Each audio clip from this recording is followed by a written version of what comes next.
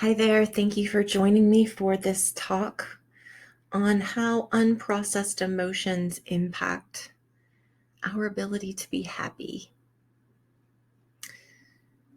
There is so much here to talk about, and as a therapist, I can tell you that this is something that I deal with every single day in other people, and this is something that I have spent my life personally trying to understand and figure out.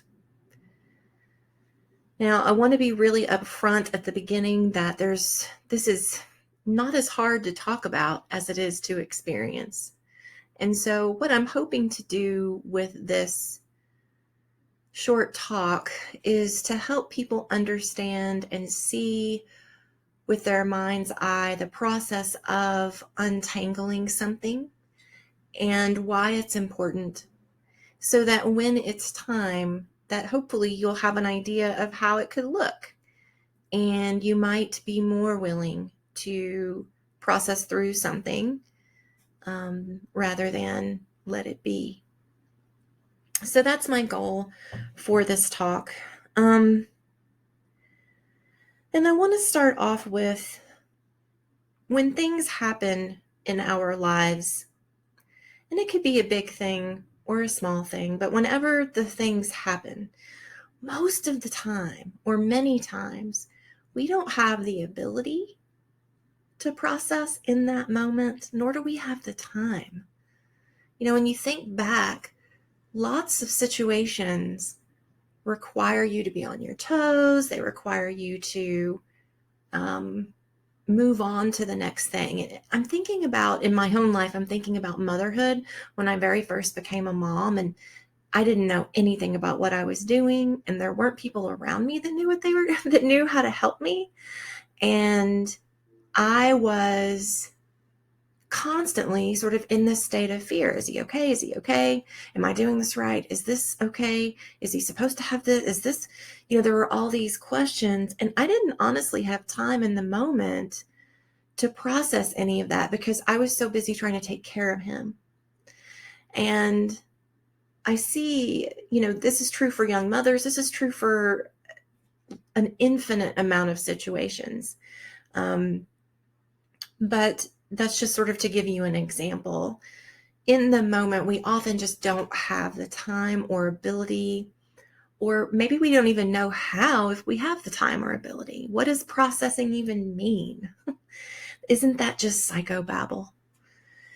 So I want to start off with that idea that please don't beat yourself up. Please don't be mad at yourself. Please forgive yourself right here and right now for just not having the ability or the time in that moment to deal with whatever happened.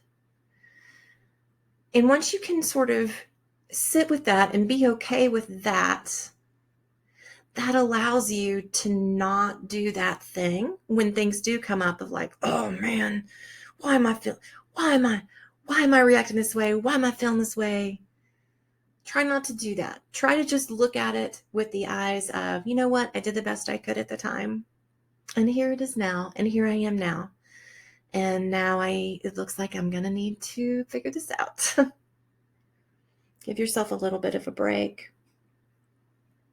And know too that the reason, you might know there are things, you might know in particular, very, specific things that you have not processed through, and that you need to process through. The death of a loved one is often, one that comes up for people. Like, I just never processed through the death of my mom, or I just never processed through the death of my partner all those years ago. And the reason that we avoid in situations like that is because we're so focused on just getting better. When somebody dies or when something really terrible happens, it takes a minute to recalibrate. And really, when you're in the moment, it is very difficult to process with an open heart at that time. There's my dog. It's difficult to process with an open heart at that time. And so we often are just doing the best we can to keep going. And in so doing, we have to stuff just a little bit. And so I want you to know that too, that that's a pretty normal thing. That's a very normal thing. So you may not have had the time, you may not have had the ability. And the reason that you haven't done the processing up to now is probably because, wow, to open that can of worms again, I just don't know if I want to feel that again. That's the most reasonable response I can imagine. And in fact, that's what most people say. I just don't know that I want to open that can of worms again. Well, why would you? My goodness, it was awful. So try to give yourself a little bit of a break. When we have the space to process, and when you feel things come up now, when you're in meditation, when you're just being still without distraction, that's the time to process. And what I really encourage people to do is to to put it on your calendar. I'm going to do some integration work. That's what I like to call it, integration work. I'm going to do that every Monday. I'm going to get up an hour earlier and I'm going to sit and do that work. I personally have found that since I started doing something like that, which I don't have it on my calendar, but usually a couple times a month, I'll get up a couple of hours early and I've just started doing this, and it has helped so much. It has helped me so much not have to sit in all of the stuff that I don't want to sit in for the rest of the month. So I do encourage people to do that. And if getting up an hour earlier is not possible, and for many people it isn't, maybe you can do it at a different time of the day. But I do really recommend an hour of time. Even 30 minutes is worth it, where you're in a place where you are not going to be interrupted, and you have the time to give, and you do it. And we're going to talk about ways you can do it in this talk. But I want to set the stage for this gentle approach, because what so many of us are used to is harsh approaches. We're used to, well, you should know how to do this. Well, you should just do it now. Well, you should do it now, or you're going to experience this terrible thing. There's a lot of, you're going to be sorry, that kind of stuff. And there's no place for it. There's just not. Do the very best you can to be gentle with yourself in every aspect of this. So what is processing? Well, processing is taking sensorial information and creating neuropathways around the sensorial information. So rather than there being a direct connection between the sensory response to this particular thing, to thing A, what you want is to have thing A be present and disconnected from that sensorial response. So what that requires is just being with whatever the thing is that you need to process. Sitting with it, thinking about it, seeing it from different directions, seeing it from different sides, allowing yourself to feel whatever comes up as you think about it and as things come up. And then be okay. Be okay with it. If you cry, you cry. Who cares? If you feel angry, you feel angry. Who cares? It doesn't mean anything. This is just a sensory response to information. That's all it is. A sensory response to information. And we're trying to integrate the sensory response with the information so that you can then be disconnected. You can disconnect the sensory information from the actual information. Okay. Now, many of you may have noticed that when I do guided meditations, one of the things I do is I put you in a pyramid of light. And I say, look high above your head and see a golden ribbon of light connecting the top of the pyramid to the sky, and look far beneath your feet and see a white ribbon of light connecting the bottom of the pyramid to the earth. Now, this is something that I do as a safety measure. Lots of people are worried about this at the beginning as they start to do meditation. Am I going to be contacted by spirits? Am I opening the door to being contacted by spirits? Am I going to see negative things? Especially people who grow up in a world where there are negative entities. So, like, I grew up in an evangelical Christian environment, and there were definitely, anything that you did that was considered not okay was considered demonic influence. And so my perspective was that there was demonic influence or demons everywhere. That was my perception as a child. People who have perceptions like that often they have a difficult time separating themselves from that belief from early in their childhood. And so what they see as they go into situations like this are negative things.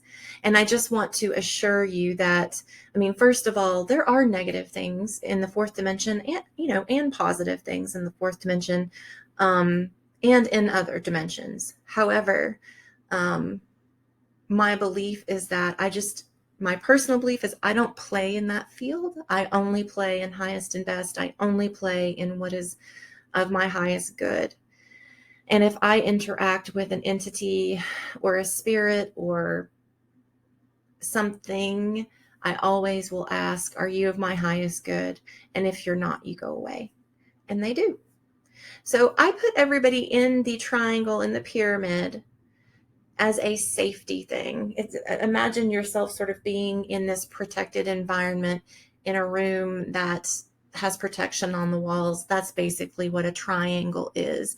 A triangle represents harmony of polarities, which means nothing overtly good nor nothing overtly bad can take over. In other words, you're in the center of all there is, balance. And so you get to experience rather than be influenced. But I do feel like it's an important part of the process. And if that doesn't resonate with you, putting yourself in a pyramid of light, then I suggest putting yourself, walking through a triangle-shaped doorway, or putting yourself in a triangle-shaped spaceship. Whatever resonates with you is fine. What's important is the geometry here.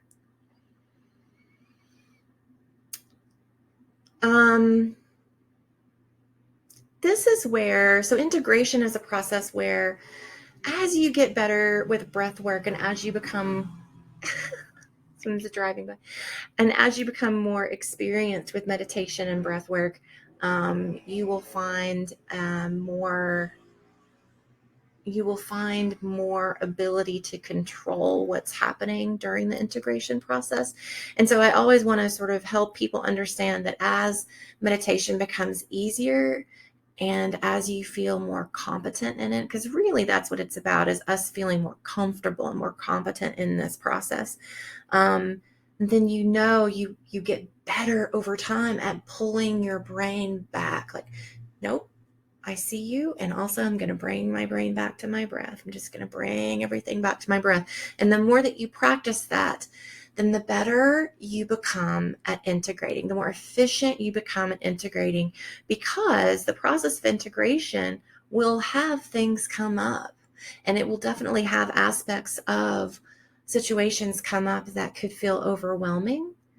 But once again, the more you practice that meditation and breath work, the more able you feel to keep yourself here and now, to not disassociate, which is what most of us try to do when something uncomfortable happens.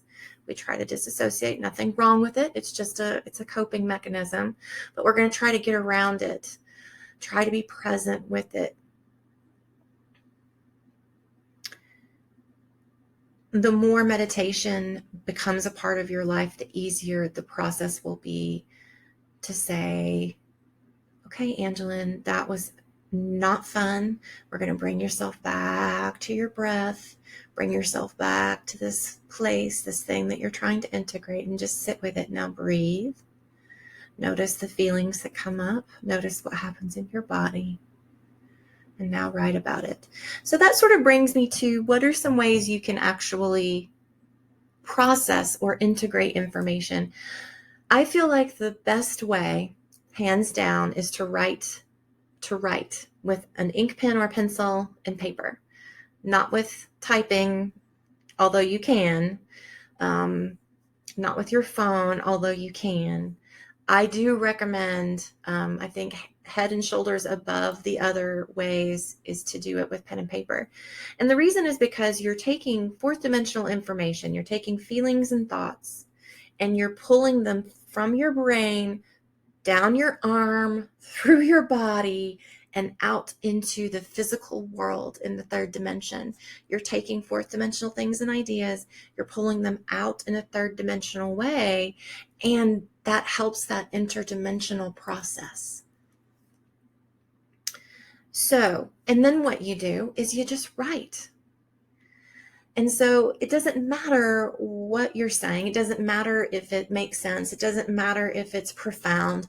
It doesn't matter. None of those things matter. What matters the most is that you are doing it. And that could look like, I've been feeling very restless lately and I'm not sure why. As I breathe in and tap into restlessness, the memory that comes up is blah, blah, blah, blah, blah, blah, blah. Maybe you sit with that memory for a little while. Maybe you notice the way that you feel as you sit with that memory. Maybe you cry. Maybe this is the first time you've been able to sit with that memory and feel, well, gosh, no wonder, holy cow, that made me cry. Or I had no idea how grateful I was for that person all those years ago. But the important thing is that you sit there and you just allow. And then you write. You write about it. The important thing is that you can just come back to your experience and write. Come back to your experience and write.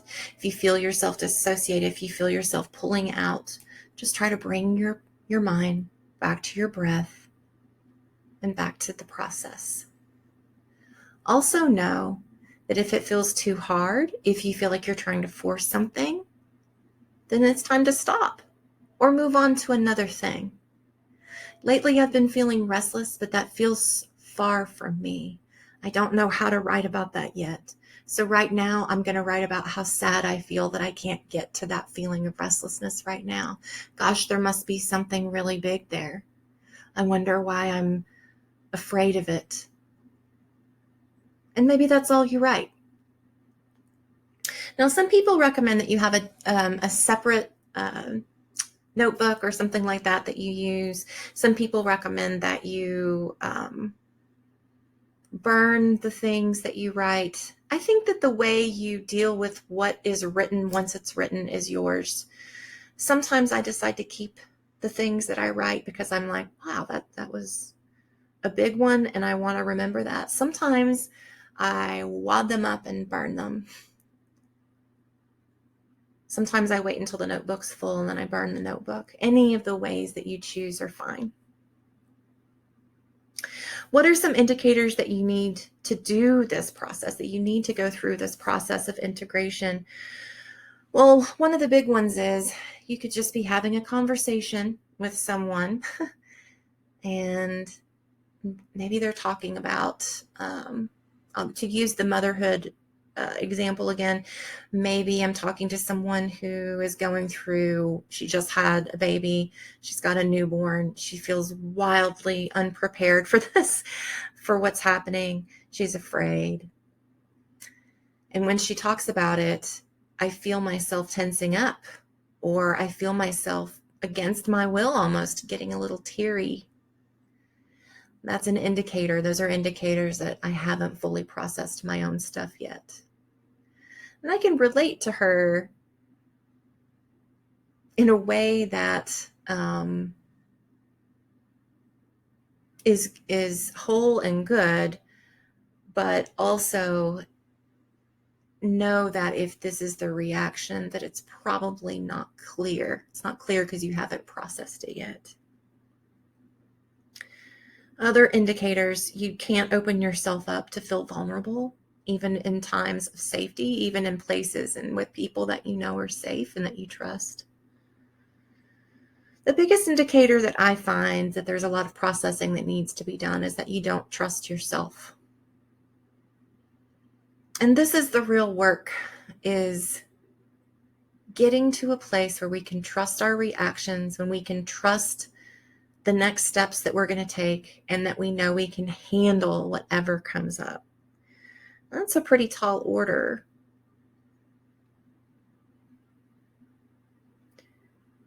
But that's definitely part of how you can tell that it's time to process. I find that people who have difficulty sitting in stillness, who have difficulty closing their eyes and opening themselves up to process things,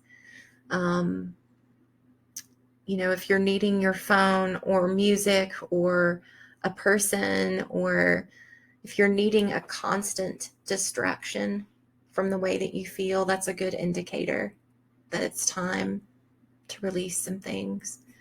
If when you're meditating or dreaming at night, you see things like doors that you're locking, that you're having trouble closing, and that you're locking and chaining closed, that you do not want to open, sometimes that can be an indicator that you're stuffing too much and it's time to process. What will happen? What will happen when you process? Well, as you write things down, different things will come to mind. And I try to encourage people to allow your brain to sort of just go where it needs to go. Oh, you just remembered the thing from second grade. Well, you started with the breakup from 2010, and now you're back to second grade. Well, it probably has something to do with it. Just keep going. You might find yourself with your chest tightening as you continue to write. You might find that you all of a sudden begin to weep. Just keep going. There is an arc of emotion that happens. There's a buildup, and typically somewhere in the buildup is when most of us will stop and try to push everything away. Again, as you become more comfortable in meditation and being in stillness and in quiet, you will find that the arc does come back down. And the most important thing that I can say about this is that be prepared for the arc. Know that it's going to get higher than you're comfortable with. Know that that is okay. You don't have to live through the thing again. You've already done that. All you're doing now is, with intent, releasing yourself from this. Just experiencing it. If something feels too big or too hard, there are things you can do, like make it smaller. Make the picture in your mind smaller. Like almost like you're looking at a handheld device rather than a big, big, big movie screen. Or you can turn things into black and white rather than color. Or you can hear music rather than screaming, if screaming is something that's happening. Try to make it palatable for you, however that is, and know that you are safe. You're in your pyramid, you're connected, you're safe, and there is an arc, and that arc will come down. Allow yourself to feel it rise, though. Allow yourself to feel it get to the top spot. I wish everyone the best of luck with this process. It is one of the most important processes you can go through, one of the best gifts you can give yourself. If you have questions, of course, or if you'd like to talk about this, we, of course, have the live chat once a month, and I welcome all questions and all thoughts about this in that space. Of course, you can always comment on this post as well. Thank you once again to all my patrons. I am so grateful for you. Please tell your friends about this. and we'll see you next time.